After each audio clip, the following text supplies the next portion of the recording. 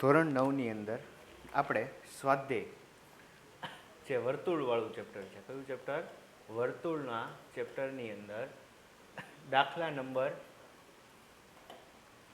જે આપણું સ્વાધ્યાય છે, સ્વાધ્યાય પહેલાની અંદર દાખલા નંબર પહેલો આપણે ગણવાનો છે. અત્યારે શું કહે છે? ચાલો યાદ કરો કે જો બે વર્તુળની ત્રિજ્યા સમાન હોય તો પહેલાં શું કીધું છે એ લખી નાખીએ, પહેલાં દોરી નાખીએ. શું કીધું કે બે વર્તુળ છે જેની ત્રિજ્યા કેવી છે? સમાન છે. બે વર્તુળની ત્રિજ્યા સમાન હોય એટલો મતલબ ત્રિજ્યા આજે વર્તુળ છે એના કેન્દ્રથી એનું અંતર, એના કોઈ પણ બિંદુનું અંતર કેવું હોય? સરખું હોય. કેવું હોય? સરખું. ધારો કે આ વર્તુળનું કેન્દ્ર, આ વર્તુળનું કેન્દ્ર, તો તે કેન્દ્રથી વર્તુળના દરેક બિંદુનું અંતર કેવું હોય? સરખું, બે વર્તુળના, કારણ કે ત્રિજ્યા સમાન છે.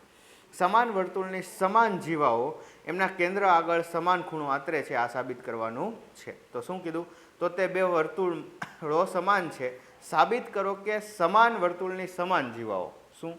આ બે સમાન વર્તુળ છે એની બે જીવાઓ સમાન છે એવું આપણે કહીએ કે ભાઈ આ એક જીવા, આ શું થઈ? જીવા થઈ. તો આ જીવાની અંદર એવી જ જીવા ક્યાં છે? આ વર્તુળમાં છે.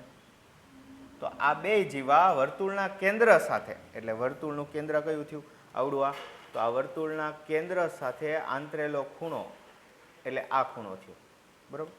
અને અહીંયા તે એ જ અંતર, એવી જ જીવા, સમાન માપની જીવાએ આંતરેલો ખૂણો કેવો છે? સમાન છે એવું સાબિત કરવાનું છે.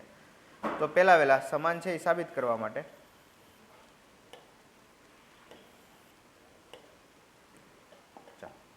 આંતરેલો ખૂણો સમાન સાબિત કરવા માટે પહેલા વહેલા તો સાબિત કરશું કે બે ત્રિકોણ શું છે? એકરૂપ છે.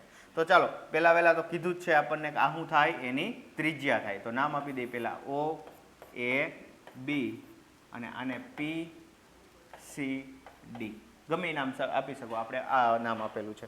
તો ચાલો એમાં શું કહે છે? ત્રિજ્યા તો ઓલરેડી શું છે? સમાન છે. તો આને ત્રિજ્યા કહી દઈએ. આ ત્રિજ્યા છે, આ ત્રિજ્યા છે, આ ત્રિજ્યા છે, આ ત્રિજ્યા છે, આ ત્રિજ્યા, આ ત્રિજ્યા, આ ત્રિજ્યા, આ ત્રિજ્યા, આ ચારે ચાર ત્રિજ્યા કેવી છે? સમાન હશે.